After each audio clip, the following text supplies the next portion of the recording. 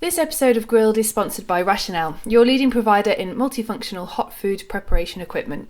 Register now for a free Rationale live demo at www.rationale-online.com. The following podcast may contain swearing, some sexual references, and a huge amount of sexual tension. If you're easily offended by these, please don't listen. Welcome to Grilled. I want to eat Sunday roast whenever I want to eat Sunday roast, not when you want me to eat it. I'm cooking burgers. Oh, burgers! I hope they're not McDonald's. And you would bend down to pick it up and then he'd fart in your face. He thought that was very, very funny. Don't mind a bit of gangster rap if I'm driving around Torquay, giving it some, The guy said to me, the waiter, do you want to come and see the kitchen? I said, no, not really, mate. I've seen one kitchen, I've seen them all. Like a piece of your culinary penis in or around their mouth. Welcome to Series 3 of Grilled by the Staff Canteen. I'm Cara, editor of the Staff Canteen, and this is the second episode co-hosted by Michael O'Hare. Michael, welcome back for round 2. How are we this week? I am damp in the crotch this week.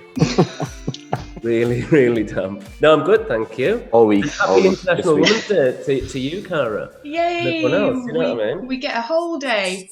Yeah. I mean, you can have them all, can't you? It's more than guys get.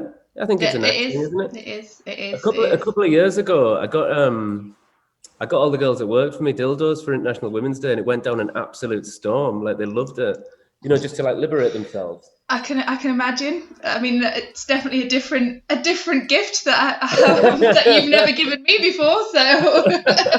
So, just before we go into it, I don't want to worry our next guest, who's obviously waiting very politely as we do this intro. But last episode, we talked about pussy pillows at the Ritz, and Gareth Ward divulged Alex Bond's would be his preferred partner in the bedroom over Tony Parkin. So, Michael, what have you got in store for us this week? Please introduce today's guest and ask your opening question. So today's guest is a guy I met 10 years ago at Noma that I thought was just, in an environment that is so much hustle. He was a real kind of breath of fresh air and such a nice guy and so accommodating to me and other guys that were kind of quite fresh-faced there.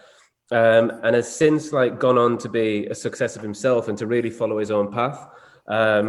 Ireland's finest, Trevor Moran. I don't know about Ireland's finest. I think Ireland's finest is probably Robin Gill. No, I didn't. No, I said Ireland's finest, Trevor Moran. I didn't say Ireland's finest is Trevor Moran. I just think you're the best Trevor Moran in Ireland. My opening question, Trev, is 2 of your favourite chefs in the world at the moment in terms of eating their food. So I think John Shields is someone I'm very excited about, and I try and get to Chicago to eat his food once a year or so. It's been a while actually, but sometimes we'll drive up to Chicago from Nashville, eat, and drive home. And then the other is a guy that you probably don't know. His name is Tom Bayliss, and he's a chef in Nashville, and he's just a remarkable cook. Excellent. Natural. Of those 2 chefs, the follow-up question is, John and Tom, you have to shag one of them. Yeah. Whichever one you don't shag dies. Whichever one I don't shag dies. Yeah. I'm going to... It's missionary. I don't know if that changes anything. I'm going to shag Tom again. Oh, poor John. I thought I'd be more prepared for that question because I knew it was coming, but when you actually hear it, it's just horrifying. You did well. You kept a very straight face there throughout. Also, Jordan's just right there, and I can tell she's like, "What are you in here? What are you doing?"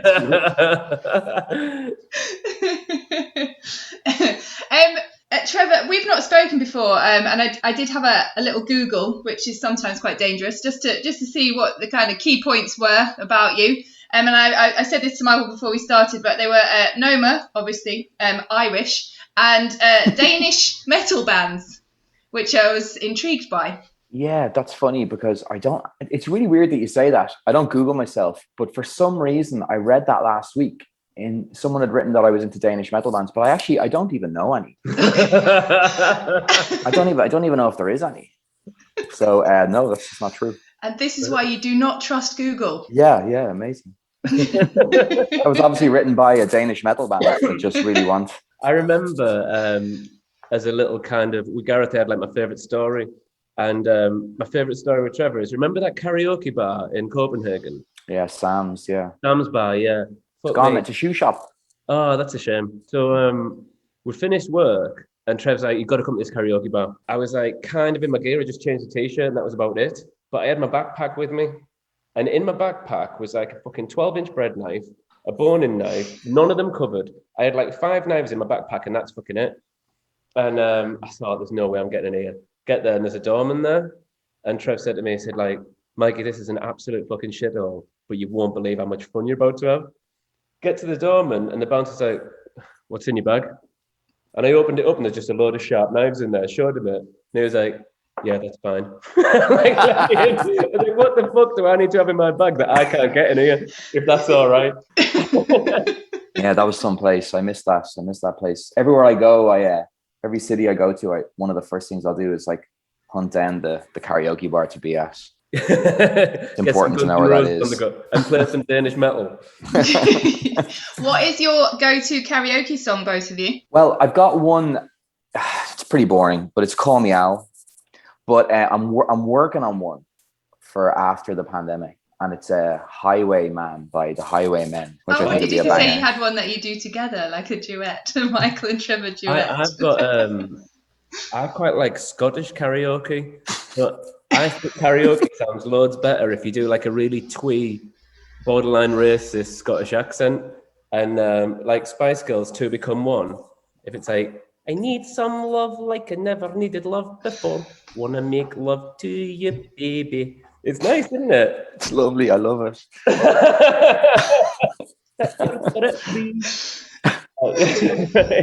So, Trev, what I was going to ask is, obviously, let's just call it high-end gastronomy. You were involved in that and immersed in that world, like with an incredible amount of like work needed from you. You know, like Noma's just an intense fucking place, isn't it? It's a wonderful place, but it's an intense place. Mm-hmm. And from there, you've diverted so heavily into what I think I would describe as like a bit of a chef's dream. Not necessarily like exactly what you're doing and where you're doing it, but the idea that you think, because cooking is one of those jobs that you can do literally anywhere because everyone needs to eat. Like, to a degree, the world's your oyster, but it's not always like that. You have commitments, you have like family and partners, and you can't always stray as far away as you want to stray. And I think a lot of chefs, and certainly a lot of chefs that listen to this, will always have it in their head like, fuck, I'd love to just have a restaurant in wherever, serving whatever. Do you know what I mean? Like, for me, it was always like Santa Monica. I always fancied this restaurant in Santa Monica, and I just thought it'd be so sick if like my life could exist there. Mm-hmm. And I guess whether you've intended for it to happen that way or not, that's happened to you, hasn't it? Which is like, yeah. Wait, how are you finding that as like a reality, as a day-to-day reality, that your life now, which is pretty set, you're a father now, like, yeah, you know, how's that? Yeah, it's amazing. Obviously, it's amazing. Like, having a kid's amazing. I think having it on the kid thing, like, I think having a kid for a lot of normal people, like non-chefs, can make their life maybe more difficult or something in a way. You know, you've got a kid now, you've all this other shit you have to do. But for a chef, for me anyway, it was the opposite. Having a kid just focuses everything. It really puts things in perspective. And then, I don't know, it just gives you something to do other than wasting your time on your days off. It just dials things in. So yeah, family life's amazing. The restaurant itself, very strange. I never thought I'd be in a place like this. It's not the kind of food that I was trained in. The work ethic and the way we work in there it's the same. It's the same as Noma. It's just, there's only like 3 things on the menu, and it's shrimp toast and dumplings and a shaved ice. But it's still the same thing. It doesn't feel any different. Yeah. I was very fortunate that I got to design the kitchen. And so I spent all the money on the restaurant, on the kitchen first. And then we ran out of money for everything afterwards. We don't even have any wallpaper up there, but we have like a $80,000 Italian kitchen island for boiling pots of water on. But yeah, I think I'm just really happy with how things have gone. I didn't think I'd even be saying that so like early in my career. Like, I'm 41 in April or whatever, but like, it's just great. I love it, you know, small space, focused, and I'm cooking what I want to eat. And it suits me a little bit better, I think. Definitely. I 100% agree with the having a kid thing, because there's so many things. Like if you work I'm not saying it's easier for chefs, because obviously there's, you know, it's difficult to manage your time and things like that, and you're already committed, you know, so much. And I'm incredibly grateful to like my son's mum for everything she did and has done since, you know. However, when we had Hetty, it was like the sleep deprivation thing. Well, that's not a problem, because you've kind of like got yourself into this body where you can just like, I sleep when I want to sleep. If someone wakes me up, I go back to sleep. And like, I never ever can't remember feeling tired from having a newborn baby or anything like that. There was never days when I was like, holy shit, my routine's been fucked, because my routine was fucked anyway, because every routine's fucked. Yeah. And that's really nice. And like you say, with the grounding thing, it's like, well, actually, I really need to sort my shit out today so that like I spend the right amount of time, because I'm terrible with doing things that I don't want to do. Like I can tap out straight away. And when there's something that you do want to do so much, as in your son or your daughter, I don't mean do them as in like, you know what I mean? Yes. Sorry, but you know, You need to clarify that, Michael. As in spend time with them. He's going to be taken away from me now, isn't he? Brilliant. Yeah, spend time with kids, then it's like, right, fuck, I need to make sure I am even more organized at work. I'm even more like committed, and I've got a better team in place. So I've got more trust there. So I can have more freedom and experience life more. And I have a much better lifestyle for my son's just turned 4, which I think is pretty much the same age as your little daughter. Yeah, 4 in June, yeah. And it's just like my lifestyle, as in lifestyle outside of work, is so much better for having a child than it ever was when I didn't, because I had no excuse to not be in places. And now I've got the best excuse in the world and the best reason in the world. So I do for chefs, if you manage it properly, like having a child is like mentally an excellent thing to do. Yeah, really. Yeah, it is. Yeah. The way I always look at things, like in the kitchen, I never want to dip out early. I always feel like it's obviously inappropriate for the younger lads that are cooking or whatever, but you just don't want to be the lad that dips out. And I still don't, but having a kid, it's this like solid bedrock that exists outside of the kitchen, and it just takes over, and you realize I need to spend time with my family. So like, it's a small thing, but even now, you know, one day a week, I might say, lads, I'm going to be in an hour late because I'm having breakfast with my fucking daughter. Yeah. Because you miss it all the other 6 days or whatever, you know, and it just becomes this routine, and it's beautiful. It's really a special thing. Also, they're mad, like the kids. They're fucking, I think I don't know if who's raising them. I'd imagine Hetty's pretty mental, like, but my one's just off the rails. I don't even mean disobedient or difficult. I just mean I don't know what's going on in there. She's brilliant crack. Mine doesn't sleep. Oh really? Yeah, he goes to bed between like 11:30 and midnight each night, and he's up at 7. I mean, he never wakes up in the middle of the night. Yeah, he's not tired, and like I know there'll be people that'll think, get him to bed at 8 o'clock. I have this routine, and I've just always like kind of been really mellow with him and just done whatever I wanted with him, and he's just not tired, and I can try and read him a book at 8 o'clock, and he's like sat up and he's like, right, Dad, what we're doing next? You know, I'm not going to force you to go to sleep. What's the point? Yeah. You're always trying to get you to sleep when you're going to wake up constantly. You may as well just live your life however you want, you know? I was raised that way too by my parents. Like we were going through photographs last time I was home, and there's like a photo of me when I'm like 2, and it's definitely 2 in the morning, like in this photograph. There's no way it's on here. And there's like 20 people in my parents' house, and like they're all smoking cigarettes, and like I'm on someone's lap and they're just smoking a fag over me. Someone's playing guitar in the back. Right, that's it. I actually kind of remember those moments, you know, this like my parents always had like a real welcome culture in their house. People could always come in, and actually now I have that in my house too. There's always somebody in my house. But I remember those things. They're kind of special, you know, being a little child and sort of being involved and being with the big people. I don't know. It's nice. I'm the same with Ren, you know. She'd be going to bed after 10 most nights. That's nice. And I wouldn't normally talk about Corona because I'm bored shitless of it. Mm-hmm. But given that, like, obviously you're in the States and like the whole thing's been completely different, I imagine for you guys, or there'll be, you know, parallels, but you've got a different experience of what's going on day to day. You have different rules, different things in place. This is like run parallel with you opening a restaurant, right? Mm-hmm. Yeah, I opened it right at the worst part, October 15th. Like how's that been, and what's happening, and what does it life look like now? It's a bit weird. We opened for 2 weeks like a normal restaurant, like with a little social distancing, but we opened as a restaurant, like where we were putting stuff on actual plates. and running food ourselves and just having great fun. And it was really great when we were booked out 2 weeks in advance. I guess people were pretty excited to try these dumplings that I've been doing. But then we decided when it got really bad over here to just shut up shop and like just do takeout only, you know? So that was something that was your choice rather than... Yeah, we didn't have to do it. Okay. They don't, I mean, over here, I mean, if you went out in the street now, you wouldn't believe it. There's just hundreds of people walking around, no masks, just going for pints. It's like it doesn't exist. So you don't have the rules that we have then? You're not locked There's down. certain limitations in indoor dining, you know, 6 foot apart or whatever. There's a mask mandate. Yeah. People are just so over it. Yeah. And you know, cases are the lowest they've ever been here, actually. So I don't know.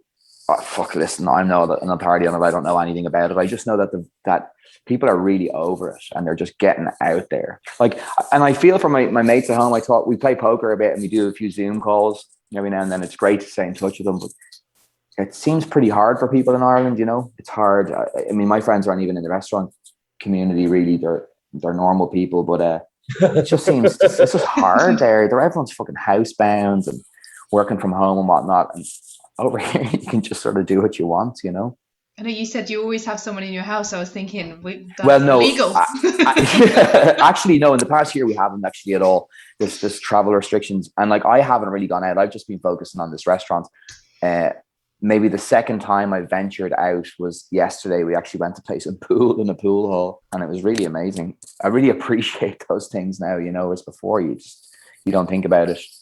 But yeah, it's been a rough year. So it's a weird time to open a restaurant, and the whole takeout experience. I've been real interested watching how other chefs are dealing with it. And I thought, Michael, your way of dealing with it with these cook at home kits boggled my mind, you know, getting quality product to people and whatnot, and then having the crack with them while they're cooking. It was just brilliant. My experience was not so brilliant. It was just... Well, the thing with that for us, it was like, because, I mean, you've got a product there that can translate to home food quite easily, as in like it's something that you would eat at home.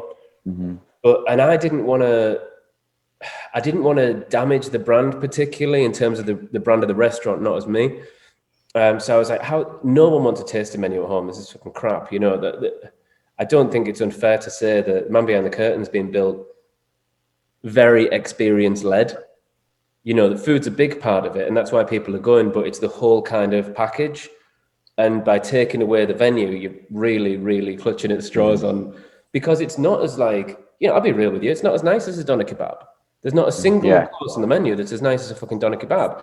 And it's just not, you know, I've worked hard at like craveability, but if I turned the lights off and gave you a doner kebab, you'd be like, oh, fucking hell, that course was delicious. Right? Yeah. And I think that's true of loads of restaurants, and it's bound to be. And I've eaten at a lot of restaurants, and there's loads of places that aren't as nice as like that kind of food, you know, that don't have that craveability. But it's a more delicate, anyway, I'm fucking rambling. But we thought, well, the only way we can do it really is if we, you know, allow people to cook this food themselves, and we do all the prep, and we give it to you essentially as it's in our fridge for service. And we'll just do a little bit of a cook along. And I thought it was going to last 3 weeks, man. Like I didn't see it coming, you know. And someone said, oh, do you do delivery? And I thought, well, fucking why not? I'm sure we could. I'll have a look into it. And then it turns out it's a piece of piss to put something in a post. And so we were like, yeah, well, where can we send? We can do nationwide. So we were doing it in Northern Ireland, Isle of Skye. We were doing it all over the fucking shop. And it was a real interesting experience to see like a map of the UK and to put little dots and to see like the clusters of, I don't think fans is the word, but enthusiasm, you know, enthusiasm. Yeah. People who are into the restaurant. You think, fucking hell, why have we got this big community in Nottingham of all places? Why have we got, you know, not there's anything, you know what I mean? We're not local to Nottingham.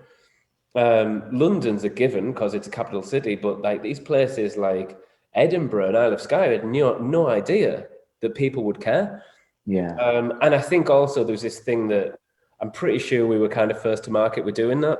I don't think anyone else was doing it at that time, or as early as we were, and I might be wrong on that. But we had it cornered. We were doing like 900 as a restaurant. We can serve 40 people. Yeah. As a box, it's almost limitless. But then your kitchen turns into an absolute like nightmare. You need a factory to do that. And when you've got like, we've got a beautiful kitchen, but it's like, it'll be like, there's a little Charvet stove and little induction burners and that. And you think, shite, I need some ladles, man. Like, yeah. I need some fucking ladles. So it was great. But then it's like, if I'm honest, my heart wasn't in it like so many weeks in, because I thought this isn't what I want to do with my life. I didn't want to like prepare this. I didn't want to be a teacher or anything like that, or a cooking tutor. So we stopped it when there was no need for it. And then when the lockdown restrictions came back in, I didn't want to do it again. I was like, we've done it with like, I mean, I haven't got that many fucking dishes, to be honest. So we were limited to like 10.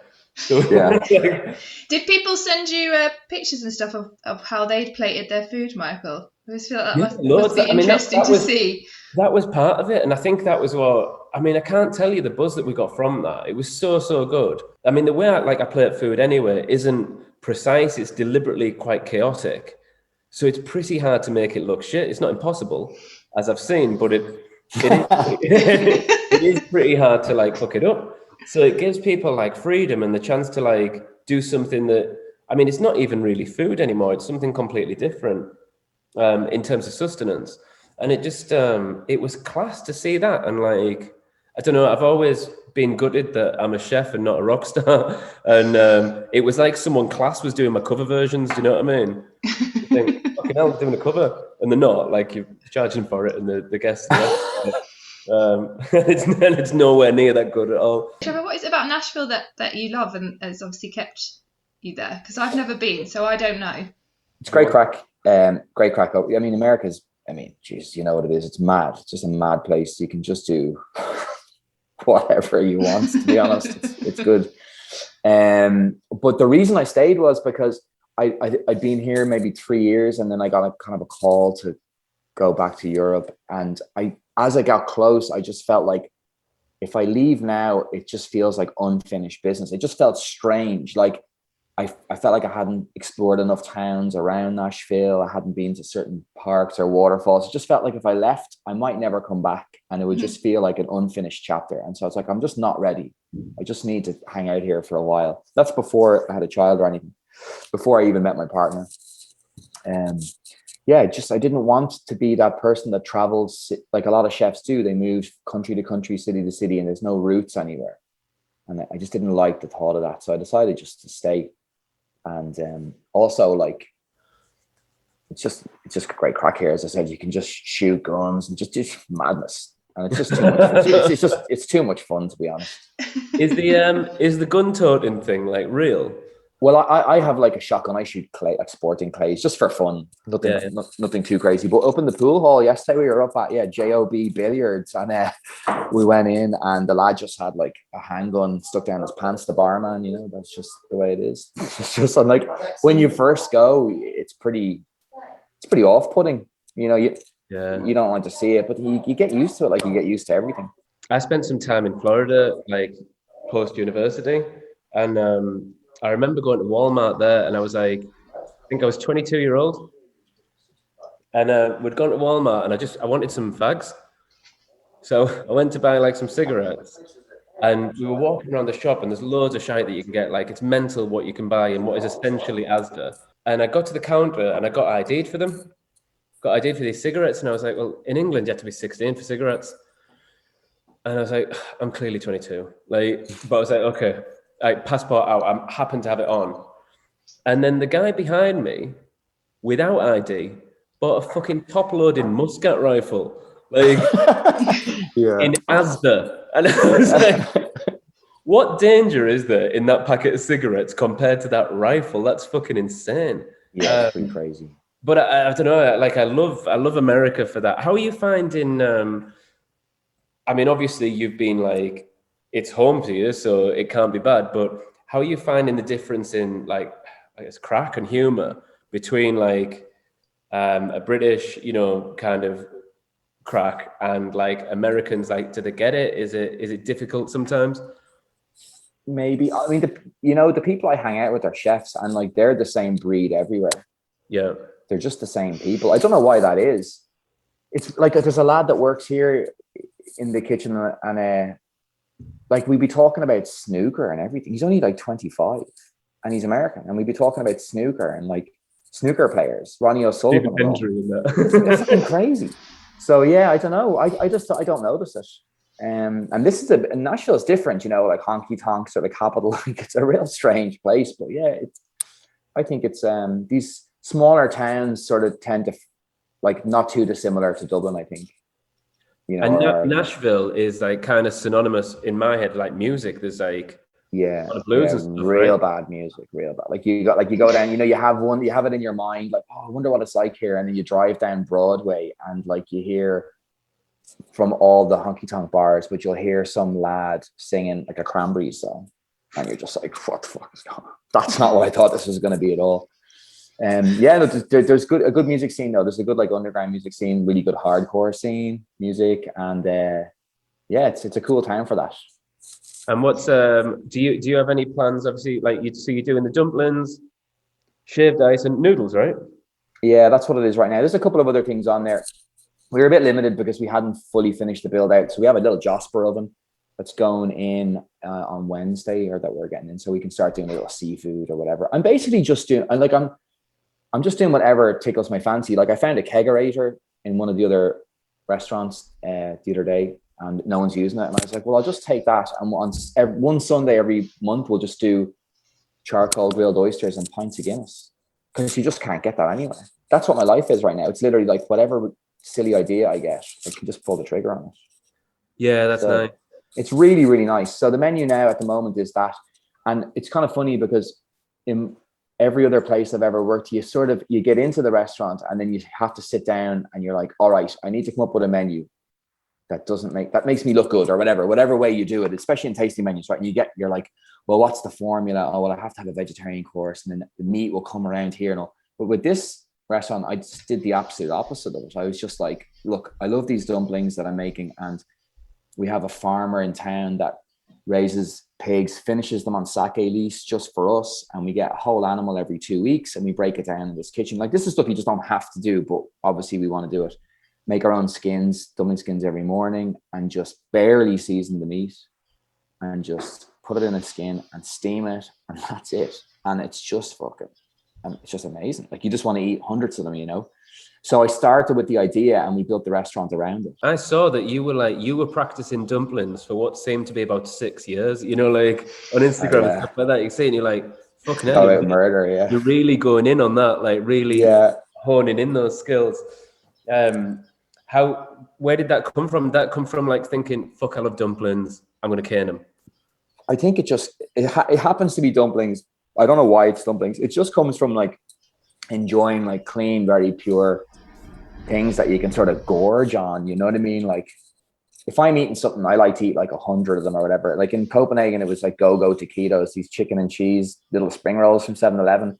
And like, I had a relationship with the lad in 7-Eleven there, and he would like sell me these go taquitos frozen from the back freezer. He wouldn't even cook them. He'd just give me bags of frozen go taquitos, and I'd cook them at home. So I always get obsessed with little things, and I just can't get enough of them. So it just, I don't know, it stopped on dumplings. And then once the chef mind kicks in, like once you start to examine the smaller, nerdier aspects, like what's the hydration of your dough, or, you know, what's the protein content in the flour or the ash or the viscosity, and you can go as deep as you want. I mean, you can literally tear your hair out with the way a dumpling skin is made. So immediately I'm back in that mindset, you know. It's amazing. Like, and I've also just started recently, not like 4 or 5 months ago, making ramen noodles from scratch, and that's just another nightmare. But it's really rewarding, you know, that kind of journey to get there, you know. So yeah, I'm not sure why I settled on these things. I never really intended to open a Japanese restaurant. Obviously, Japanese food is beautiful and clean. So that's just where it is right now. Because that kind of cooking. I was saying to Cara earlier that I find there's kind of two types of chefs, and there's a type of chef that is competition driven, and I'm talking like not restaurateurs. I'm talking chefs that you'll employ. That they're really good at making like a fucking perfectly green, clear oil, but couldn't do you like lamb chops and rice. Like no chance. You know, if you went around to the house, the food would just be like, I don't know. They know how to make a puree, and it's almost a list of things that they can do, like a top trumps card. But in terms of like gluttony, gorging, and like really finding food delicious, like there's a lot of chefs I feel don't have that quality, whereas like a lot of home cooks do. Yeah, I'd say I don't have that quality, actually, to be totally honest with you. What of like of being just making nourishing, delicious, fucking satisfying, amazing food. It's harder for me to do that than to make a really good green oil. But I don't want to make a green oil. I want to do the other. So I feel like I'm relearning everything. Oh, really? Like on the weekends, my missus will cook. And she had a few stints in a few restaurants, actually, but she's a teacher and like a preschool teacher. And she cooks at home, and it just blows my mind what she does with stuff. And like, it might even seem a little obvious sometimes, but you eat it and you're like, and I kind of start panicking sometimes at the dinner table. I'm like, I don't think I could have fucking made this. Like, it almost ruins my dinner. I'm like, I couldn't do this. This is a disaster. Like, there's a line right down the middle. There is two types of chefs, and you're either on one side or the other. But I think it's nice to be aware of both sides and try and learn both. You know, that's, I mentioned that chef Tom Bayless, you know, earlier on, that lad in Nashville. Like, that lad can make food that would just, I mean, bring tears to your eyes, you know. So that's my goal as a dad now as well, is to learn how to make really delicious food. How many times as a chef do you think, like, maybe not even just for family meal, but you're like, I'm going to make some fried rice. Like, oh, fried rice is easy. And you make it and it's just shite. Yeah, it just isn't what it's supposed to be, you know? So there's a whole world out there. I think a lot of chefs are they learn a lot of technique, and they're real technique driven, high pressure technique driven. And that's not really what it is. It's, you know, I would do the odd pop-up over the last few years. And some chefs are really good at laying the groundwork for your pop-up to be successful, and some are really terrible and they don't help at all. But like, often what will happen, you know, the chef will bring you to the local farmers market because they want to show you what the town has, whatever. And I just go in and like, it's just not the way I was taught how to cook growing up in Ireland. It was never go and feel this beautiful produce and be like, all right, those carrots are absolute rippers. Let's do something with them. It's almost intimidating sometimes when you see beautiful stuff and you're like, I have to do the best thing with this food. And so that's kind of where I'm at right now. And I think that this restaurant hopefully will be really good for that, for all the cooks, you know. To zone in on what you've got. Zone in and just figure out what needs to be done to food, you know. Do you think all chefs are aware of which line or bracket they fall into, Michael? I think probably as an analogy, you know, if you go into a bar, then you know your kind of place in terms of like, you know, how attractive you are, how good your crack is. You know pretty much your status in that environment. In any environment, you're kind of aware of your own status. So you think like, all right, well, in this bar, I'm definitely not the best looking guy, but my crack's class, or at least I think it is. So it gives me a couple of notches up or whatever. And for me personally, if I'm honest, like, there's not many chefs that I meet that aren't better cooks than me. Most of them are better cooks than me, do you know? Or I'll go to a restaurant and I'll be like, fucking hell, like Trev said, there's no chance on earth I can do it. So I had to find like my kind of own niche, which I think, without sounding too arrogant, was style. And how do I do it to like this weird fucking bottleneck of like, this can only exist in this building. You know what I mean? This is what I do for the man behind the curtain, and that's exactly it. And we just go fucking turbo on making this like, we can't be the best, we can't be the tastiest restaurant in the country. I know that. We can't be technically the best either, because I haven't earned my stripes technically. I haven't worked at like 3-star my entire life. You know what I mean? I've never worked in a 3-star. So there's always going to be someone that's better than you. And I think Sat Baines, it says like, you know, he's not an expert in food, but he's an expert in his food. And I think as long as you understand like exactly who you are, what your strengths and weaknesses are, then you can really play to those strengths and embrace those weaknesses and learn from those weaknesses. So like, if I, having never made a dumpling in my life, if I went and did a stage in your kitchen, Trev, you'd be like, who's this fucking jerk? Like, is he even a chef? Like, you know what I mean? It's so far removed. But I think there's something nice in it. You know, like the first time anyone makes sushi at home, they're like, Jesus Christ. Like, how is it that Sainsbury's have got Sainsbury's have got this better than I have. It doesn't make sense. I cooked myself a dinner a few weeks ago, and it was the worst meal of my life, and I made it. It was I know that feeling. Genuinely. What was it? Fucking revolting. It was like I'm going to the gym quite a bit, so I wanted all this protein. So I was like, right, I'll have this big fuck off steak. So I got this like kind of ribeye steak that, in fairness to me, was a shit steak. No, sorry, it was fillet. It was fillet steak, and it was folded over itself, like the barrel end, and it looked like it was a nice one, but it wasn't. It was somewhat weird. And then I got like sweet potato fries and ketchup and some salad or whatever. But the ketchup, I saw this one that was like Bloody Mary flavored ketchup, and I was like, ooh, that would be nice. Bloody Mary ketchup, sweet potato fries, and some chewy steak. But the ketchup, like the Bloody Mary ketchup with sweet potato, genuinely tasted like vomit. And like I started eating it, I was like, this tastes like someone's pissed on coleslaw. It's like, it was just utterly vulgar. And I was like, so disappointed in myself. Because like during like COVID and all that, all I'm doing in my spare time is focusing on how do we take the restaurant to the next level? What can we do? What can we add? How do we work the menu? What do we want to cook? How do we want to serve it? And then steak and chips, and it's god awful. You know what I mean? It's like, that's quite disheartening, isn't it? Yeah. Just when you mentioned pissing on coleslaw, funny you mentioned pissing on coleslaw. No, but one of the lads, we share this kitchen space with this little office that I had to run into here, and we have a couple of dehydrators in the back in the dry store, in our tiny dry stores, and we're making this little condiment at the moment that we like. It's like tagine, that powder that you put on your michelada. We're making a green tagine that has like Sancho peppers and fucking dried herbs and soured green onions. And so we're like just taking full cases of green onions and just doing a little like lacto ferment on them and then sticking them in the dehydrator. And I don't know what happened this batch, but it is the most appalling smell.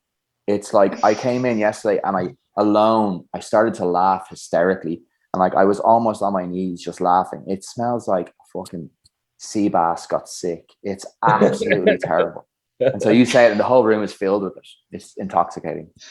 So there you go. Just a little aside there. It's nice. I think it's nice. We're not going to use it. We're going to throw it away. Yeah. Well, I didn't eat the steak. I was like, fuck that. But I think that's quite something that maybe comes with maturity. Is like accepting your own flaws. Such an important thing.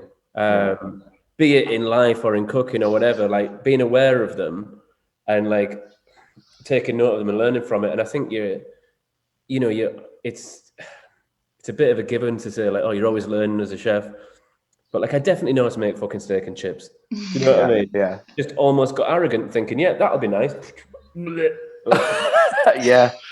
I don't know how you are with criticism of your food or even just commentary from anybody. I'm not very good with it. Like I melt out, like I fall apart. Like if I think someone's not enjoying something, like in my last job at Catbird Seat, open kitchen, and like you'd be looking around and you'd see someone just like they'd eat something and they'd just be there, and I would take it out of context because that can actually mean like, this is fucking the best thing I've had all week, or I can't believe that we have to pay for this. And like, I let that get to me and I would just absolutely melt down. But doing this real, what would be perceived as simpler food, I feel a little bit more confident with it. Where like, if someone was like, I don't think too much of these dumplings, I'd be like, I don't give a shit. Like, they're perfect. You know what I mean? Like, yeah. I think that honestly, I've been cooking for a while, and that's maybe the first time I've ever felt this way about it. Do you think that's because it's so specific that your food has then gone from having the ability to be subjective that now it's actually like kind of objective? You know what I mean? Yeah. Like you can't really have an opinion on it. That's what it is, and it's a good of that. Whereas a tasting menu, you can say that's not to my taste. Yeah. Like, well, it's fucking, if it's just plain spaghetti or plain noodles, I don't really like them noodles. Yes, you do. And if you don't, yeah. No, you don't like them. They're plain. There's nothing to not like or like about them. Yeah. I am fucking horrific with criticism. I even feedback, I don't want it. Ever. Yeah, me too. Yeah, don't want to hear it. And I remember it's Terrible like attitude. with Chuck Berry and Keith Richards, and Keith Richards is like playing guitar with Chuck Berry, and Chuck Berry leaves the room for a second, comes back, and one of his guitar techs has fucked with his amp, and he's like, "Who's touched that? Who fucking touched my amp? Like, what's happened?" And they're like, "Oh, we just turned this down because there was a bit of feedback, whatever." And he's like, "Look, if that's how it sounds, that's because Chuck Berry wants it to sound like that. So just because you think it sounds better a different way doesn't mean you can fucking touch my amp." Mm-hmm. And I think in a really kind of weird way, that's how I feel about food, or my food, is that with the restaurant, as an example, a guy stopped me in the street who owns a local coffee shop kind of chain, and he was like, "Oh, Michael, bullshit. A friend of mine came to your restaurant the other week." I was like, "All right, nice one." Like, we don't know each other. So someone that I don't know is telling me that someone else I don't know has been at a restaurant. He's like, "Oh, yeah, plays for Leeds United." I was like, "All right, sound." So like, not a food critic, man, not a chef, you know what I mean? And he's like, yeah, they really liked it. He said, he said, the only thing was, he said, do you want the feedback? I was like, "Oh, absolutely not. I absolutely don't." And he's like, "You know what?" I said, "I really don't want you to tell me whatever it is you think you need to tell me. I don't want to hear it." And he couldn't get his head around it. And he was like, "But the thing is," I was like, "Please just close your mouth. Don't tell me." Because it's not like, I said, "I don't mean it in an arrogant way. I don't think I'm perfect, but no one's a better critique than me of me. No one's better than that." So like, it either went out exactly how I wanted it and you didn't like it, of which I'm not going to change it, or it went out as I didn't want it and I'm more wounded than you are. But like, either way, you give me your opinion on it. It's definitely not the second one, by the way. It's always the first. So like, it's just, but it is, isn't it? Because like, it's such a consistent product. I mean, we change dishes so seldom that like, something's been on for 4 years. It's to the gram, man. Like, it's bound to be. And even if it tastes like shit, it's tasted like shit for 4 years. It's not going to change anything. And I think criticism is a very, very difficult thing. And there's levels of criticism that are like kind of a positive, that are observational. So like, I don't have skirting boards, but your skirting boards are a bit scuffed. Your fruit bowl's a bit fucking off, or whatever. Do you know what I mean? The music's too loud for me personally. These are things that can be changed, and they're valid, totally valid. But I don't like this.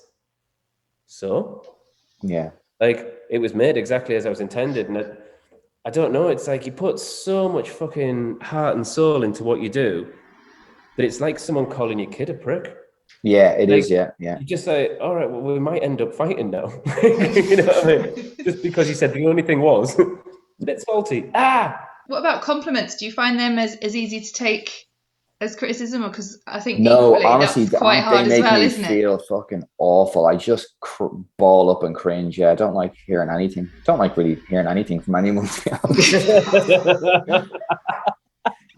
Yeah, good or bad, I don't know. Just don't talk about what I'm doing. Just let me get away with it. I think that's kind of more the attitude. Just let me get away with this, get through the day, and then we'll see how it goes, you know? Maybe it's something I should work on. I don't know. Yeah, I wish it was something that I could just nod at, you know what I mean? And even ignore. There's so many things that I can personally just take and like walk away from. Do you know what I mean? Your hair's shit, whatever. I've never really been bothered by stuff like that. But then when it comes to the restaurant, I'm like, "Oh my God, please don't." Please don't ever say anything ever. And I used to be terrible with it, you know, like particularly like with social media and stuff like that. If anyone said anything, I was like down their throat with a knife, like obviously, but vocally, not physically. And now I can sit back from it, like, and, you know, pull away from it and say, what does it matter? It doesn't matter. And everyone's got their own agenda. And I think the thing is with heavy criticism is sometimes it's impossible to feel that way about food. Be it like overjoyed. I mean, overjoyed if you're really into it, but heavy criticism, there's a limit of emotions with food. And having like a substandard meal, because it's never an awful meal, is it? You know what I mean? Subpar meal anywhere. Well, there's only so upset you can be about that. And if it's any more than that, then you've got your own shit going on.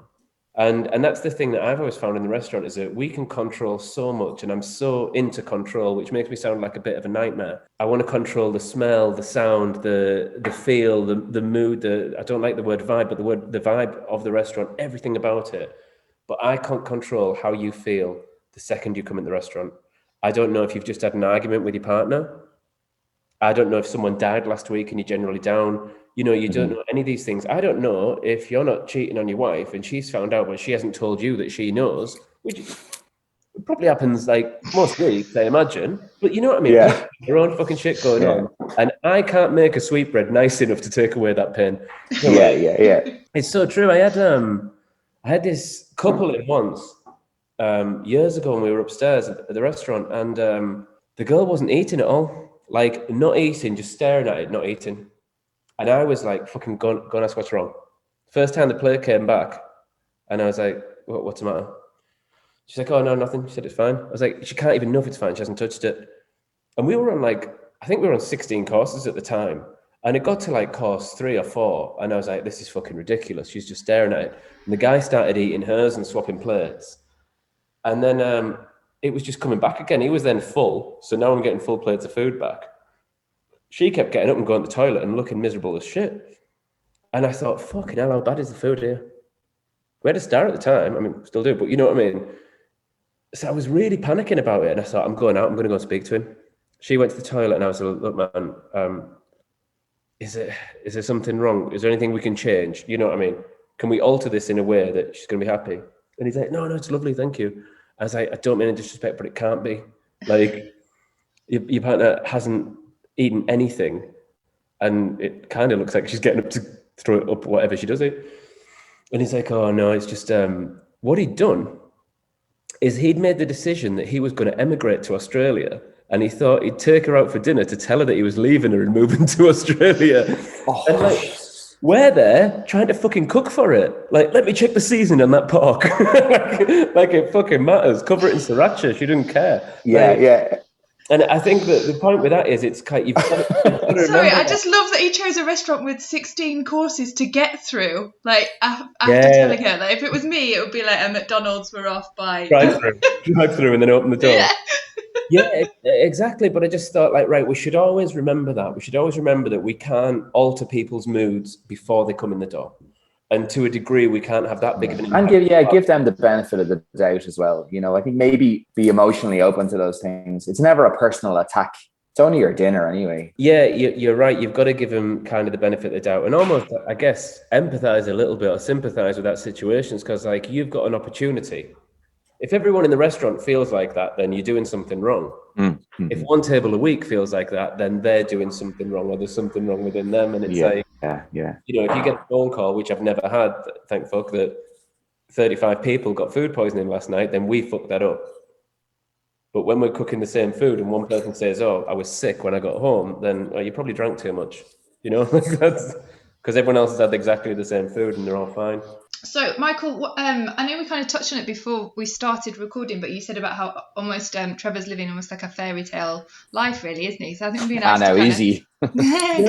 to kind of finish on that. And obviously, I know you said last time to Gareth about his level of happiness and percentage of where he is in his life and his work. So it'd be interesting to know where Trevor is in that percentage. If your life was a top trumps card, and you've got like kind of work, family, happiness, friends, and stuff like that, then as a percentage, where are you at compared to like where you want to be? You know, because it seems from the outset that looks like quite a lot of contentment. I don't know. All I can say is that I'm more excited about my future in food than I've ever been, which I didn't think would happen after 20 years of cooking, right? I thought that I'd be sort of settling in for something, but I feel like it's just beginning. So yeah, I'm really stoked on what's happening. A lot of that is the people that surround me, that allow me to sort of give me the benefit of the doubt, I think, allow me to do these things that maybe other like investors might think, sure, that's not going to work. What are you thinking with that? So I feel like there's a lot of space for me to play, and I'm just really excited where that goes. I mean, I couldn't be happier with the family. I've calmed down a little bit, I think, in my life. I used to be a bit of a head case, I think, but I've sort of focused my energies on outside of cooking on other things. I don't party as much as I used to, but I've started training jiu-jitsu for the last few years. I'm obsessed with that. I just feel really happy. You know, it's been a terrible year for a lot of people, and I feel really sorry for a lot of restaurateurs and chefs, but I've had a really good time, and the pace has slowed over the last year, and things have come into perspective and into focus a little bit for me. So I'll give myself I'm at 69% happiness. And what do you think, how do you see, you said you're excited, you know, with the direction that you're going in. Where do you see you making up those points, making up those numbers? I don't know if you're supposed to. I think you just sort of stay hovering around that, right? There's supposed to be something afterwards. There's got to be some negative to balance out. Yeah. You always got to be pushing forward in some way, you know. It may not be 19-hour days, but it's a different sort of push now. What I'm most excited about is because Nashville's still kind of a small place in the culinary scene. I'm looking forward to bringing people in, you know. I want to get you over and a few people, but not for your traditional sort of pop-up where it's like a menu that's, you know, $200 and it's difficult for people to eat. I want to do like, you know, Michael O'Hare's coming over to do a takeout shaved ice for 10 quid. And then we just do hundreds of them, you know, and then we just have crack in the kitchen. And then people only have to reach into their pocket for 10 or 20 quid and they get to experience your heart for a minute. And I think that's going to be a very exciting thing. It sounds very good. And now all I want is to try your dumplings in the nicest possible way that I can say that phrase. Just realised as I started talking. Because they sound amazing. But yeah, I think that's a nice place to end this. It's been an absolute pleasure getting to know you, Trev, and Michael. Obviously I will speak to you for the next episode, but thank you both. I'll let you go. All right, thanks very much, Take guys. care. Best of luck to you, man. Bye now. We hope you enjoy listening to Grilled as much as we enjoy recording it. If you want to catch up on past episodes, they are all available now. Just search for Grilled by the Staff Canteen where you normally get your podcasts. And if you want to help us keep bringing you the content you love, you can contribute from as little as £1. Just head to thestaffcanteen.com to find out how.